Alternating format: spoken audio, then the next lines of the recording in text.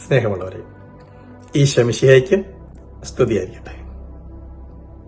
സന്തോഷത്തോടെ, സ്നേഹത്തോടെ, പ്രാർത്ഥന നിറവിൽ ഓർമ്മിപ്പിക്കട്ടെ. പതിവ് പോലെ ഈ വർഷവും നമ്മൾ തിരുനാളിന് ഒരുങ്ങുകയാണ്. നമ്മുടെ ഇടവപ്പള്ളിയിലെ തിരുനാൾ നമ്മൾ ആഘോഷിക്കാൻ പോവുകയാണ്.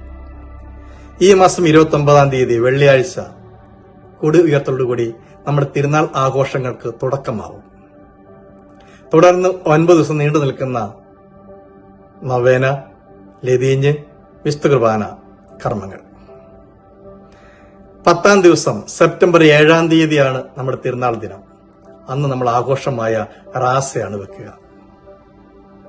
തിരുനാൾ ദിവസങ്ങൾ വിശുദ്ധ ഗ്രന്ഥത്തെ അധിഷ്ഠിതമാക്കി പറഞ്ഞാൽ നടപടി പുസ്തകത്തിൽ കാണുന്ന ആദിമ ക്രൈസ്തവ സമൂഹത്തിന്റെ സവിശേഷതകൾ: കൂട്ടായ്മ, അപ്പം മുറിക്കൽ, പ്രാർത്ഥന, പങ്കുവെപ്പ്, അവർ ഏക ശരീരവും മനസ്സുമായി കഴിഞ്ഞെന്ന് പറയുന്നത് പോലെ നമ്മുടെ ഇടയിലുള്ള സാഹോദര്യവും സൗഹാർദ്ദവും പങ്കുവെപ്പും കൂട്ടായ്മയെല്ലാം ഊട്ടിയുറപ്പിക്കേണ്ട ദിവസങ്ങളാണവ.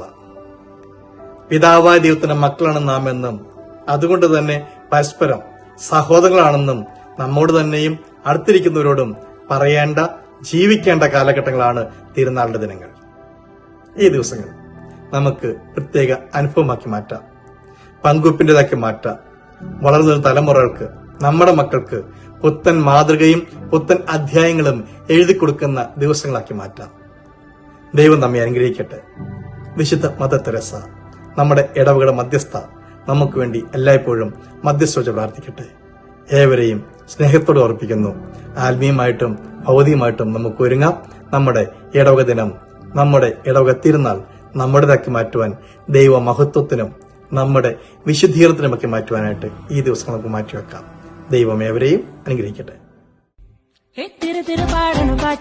ചെറുതരിമണി കാരണ കാറ്റില് ചിരികളുമായൊരു കൂട്ടര് പല തലമുറ